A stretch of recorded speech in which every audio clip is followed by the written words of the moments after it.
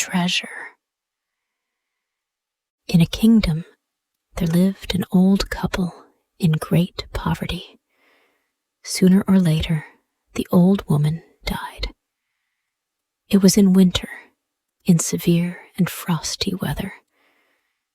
The old man went round to his friends and neighbors, begging them to help him to dig a grave for the old woman.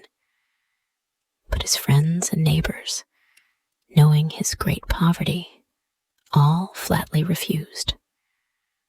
The old man went to the Pope, but in that village they had an awfully grasping Pope, one without any conscience.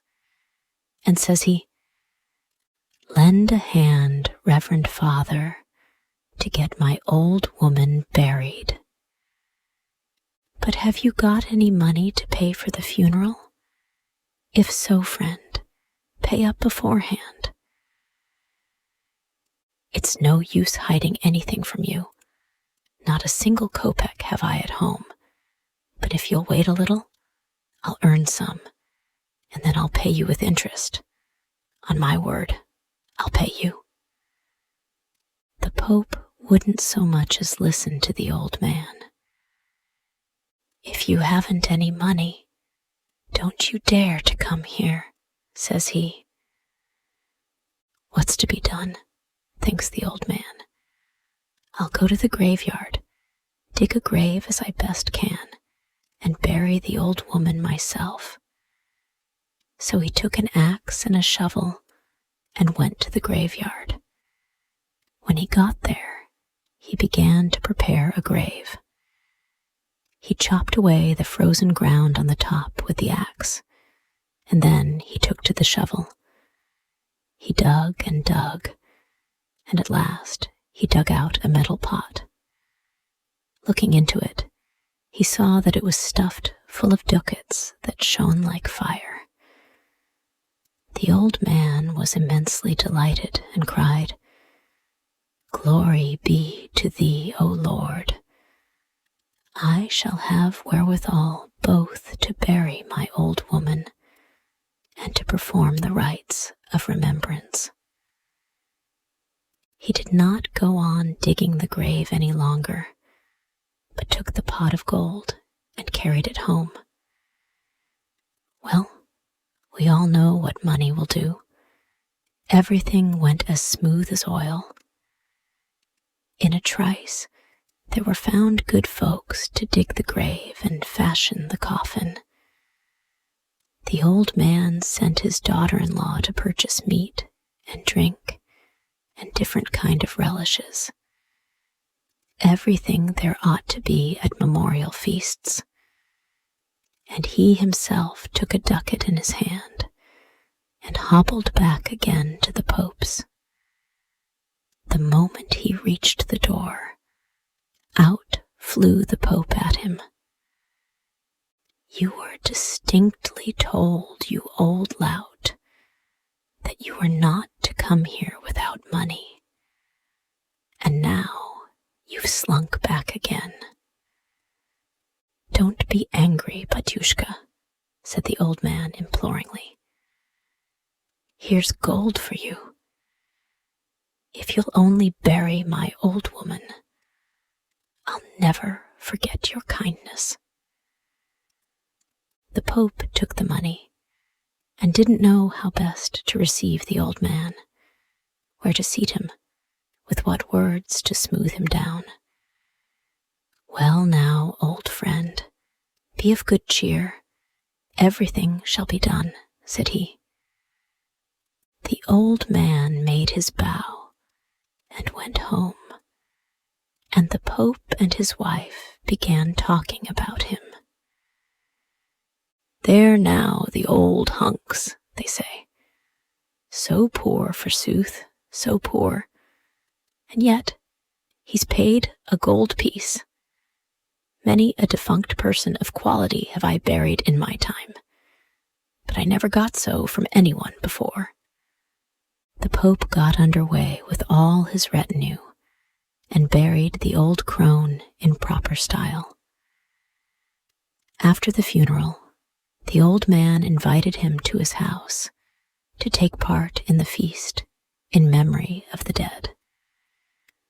Well, they entered the cottage and sat down to table, and there appeared from somewhere or other meat and drink and all sorts of snacks, everything in profusion.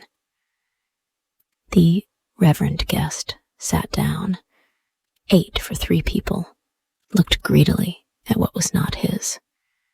The other guests finished their meal and separated to go to their homes. Then the Pope also rose from the table. The old man went to speed him on his way.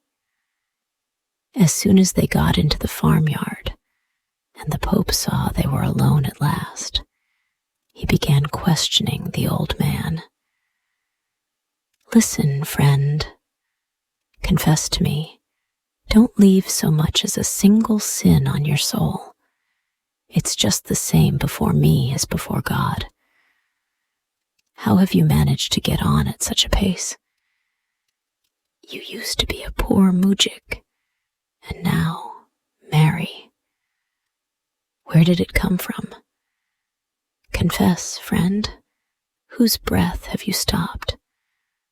Whom have you pillaged? What are you talking about, Batyushka? I will tell you the exact truth. I have not robbed, nor plundered, nor killed anyone. A treasure tumbled into my hands of its own accord." And he told him how it all happened. When the Pope heard these words, he actually shook all over with greediness. Going home, he did nothing by night and by day but think that such a wretched lout of a mujik should have come in for such a lump of money. Is there any way of tricking him now and getting this pot of money out of him? He told his wife about it, and he and she discussed the matter together and held counsel over it. "Listen, mother," says he. "We've a goat, haven't we?" "Yes."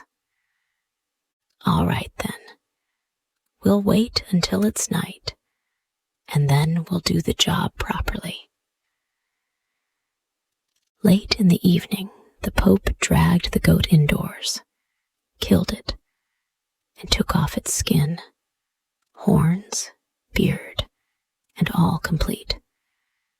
Then he pulled the goat's skin over himself and said to his wife, "Bring a needle and thread, mother, and fasten up the skin all round so that it mayn't slip off."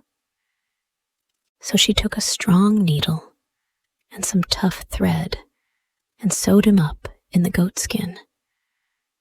Well, at the dead of night, the Pope went straight to the old man's cottage, got under the window, and began knocking and scratching. The old man, hearing the noise, jumped up and asked, "Who's there?" "The devil." "Ours is a holy spot," shrieked the mujik, and began crossing himself and uttering prayers. "Listen, old man," says the Pope. "From me thou wilt not escape, although thou mayst pray, although thou mayst cross thyself. Much better give me back my pot of money, otherwise I will make thee pay for it. See now, I pitied thee in thy misfortune, and I showed thee the treasure, thinking thou wouldst take a little of it to pay for the funeral, but thou hast pillaged it utterly." The old man looked out of the window.